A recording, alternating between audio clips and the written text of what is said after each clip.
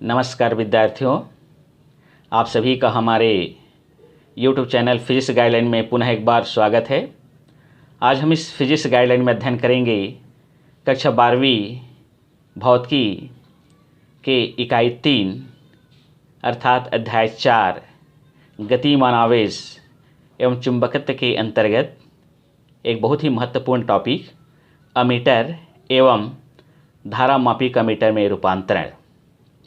विद्यार्थियों, हम इस टॉपिक पर आपसे चर्चा करें इसके पहले पुनः एक बार आपसे निवेदन है कि यदि आपने हमारे YouTube चैनल फिजिक्स गाइडलाइन को सब्सक्राइब नहीं किया है तो कृपया शीघ्रता से सब्सक्राइब कीजिएगा और इस वीडियो को शुरू से अंत तक अवश्य देखिएगा ताकि आपको अमीटर के बारे में संपूर्ण जानकारी प्राप्त हो सके।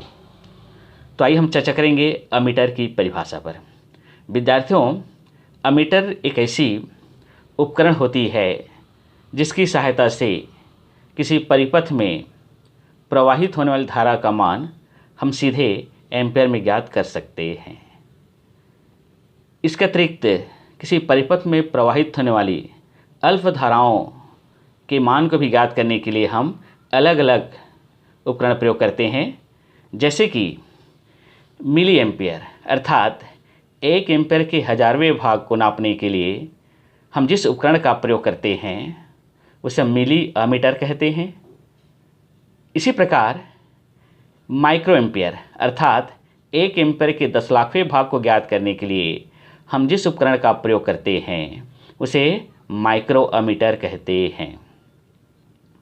विद्यार्थियों, ये तो हो जाती है अमीटर, मिली अमीटर और माइक्रोमीटर की परिभाषा। अब आइए हम चर्चा करेंगे धारामापी का अमीटर में रूपांतरण। विद्यार्थियों, धारामापी को ही वास्तव में अमीटर में बदला जाता है और धारामापी को अमीटर में परिवर्तित करने के लिए धारामापी के कुंडली के समांतर क्रम में एक अल्प प्रतिरोध का तार अर्थात शंट जोड़ा जाता है जिसका मान 0.01 ओम या उससे भी काफ़ी कम होता है। इस प्रकार एक आदर्श एमीटर का जो प्रतिरोध होता है वह शून्य होता है। विद्यार्थियों, हमेशा आप याद रखेंगे कि अमीटर को किसी परिपथ में श्रेणी क्रम में जोड़ा जाता है। अब हम यह जानेंगे कि किसी धारामापी की कुंडली के समांतर क्रम में कितने ओम का शंट जोड़ें कि धारामापी एक निश्चित प्रास के अमीटर में परिवर्तित हो जाए। इसके के लिए हम एक सूत्र ज्ञात करेंगे। तो मान लीजिए कि इस चित्र में प्रदर्शित किए गए धारामापी का प्रतिरोध कैपिटल G है। इसके समांतर क्रम में लगे शंट का प्रतिरोध S है। यदि मुख्य धारा I का Ig भाग धारामापी में से एवं I माइनस Ig भाग शंट में से प्रवाहित होती है तो ओम के नियम से इस धारामापी के सिरों के मध्य उत्पन्न विभवांतर को हम लिख सकते हैं Ig इंटू कैपिटल G। इसी प्रकार शंट के सिरों के मध्य उत्पन्न विभवांतर को भी हम लिख सकते हैं I minus Ig into S। चूँकि आप चित्र में देख रहे हैं कि शंट एवं धारामापी परस्पर समांतर क्रम में जुड़े हैं, इसलिए इनके सिरों के मध्य उत्पन्न जो विभवांतर होंगे वो आपस में बराबर होते हैं। अर्थात I माइनस Ig ब्रैकेट्स के से बाहर करते हुए इंटू S करते हैं बराबर Ig इंटू कैपिटल G।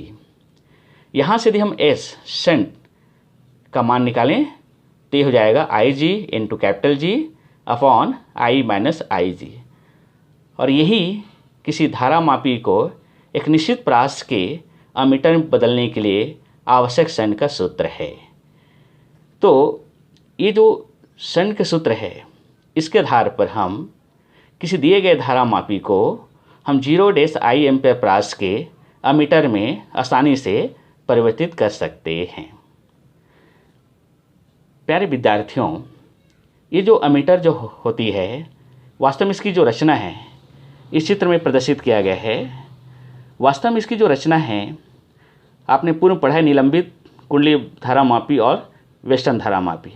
तो इसकी जो रचना है वो वेस्टर्न धारामापी अर्थात किलकित कुंडली धारामापी के ही समान होती है।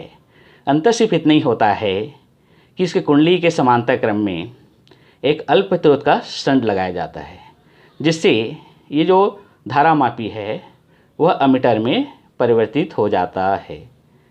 तो प्यारे विद्यार्थियों, आप इस वीडियो को एक बार पुनः शुरू से अवश्य देखिएगा, ताकि ये नोट्स आपको पूर्णतः दिखाई दे और इस पेपर नोट्स को आप अपने कॉपी में नोट कर लीजिएगा, जिससे आप अपने आने वाली परीक्षाओं के लिए बहुत अच्छे से इसे तैयार कर सकते हैं। विद्यार्थियों, यदि आपको हमारा ये वीडियो अच्छा लगा तो लाइक कीजिएगा, अपने दोस्तों को शेयर कीजिएगा, कमेंट्स भी कीजिएगा और हमारे YouTube चैनल फिजिक्स गाइडलाइन को अवश्य सब्सक्राइब कीजिएगा। धन्यवाद।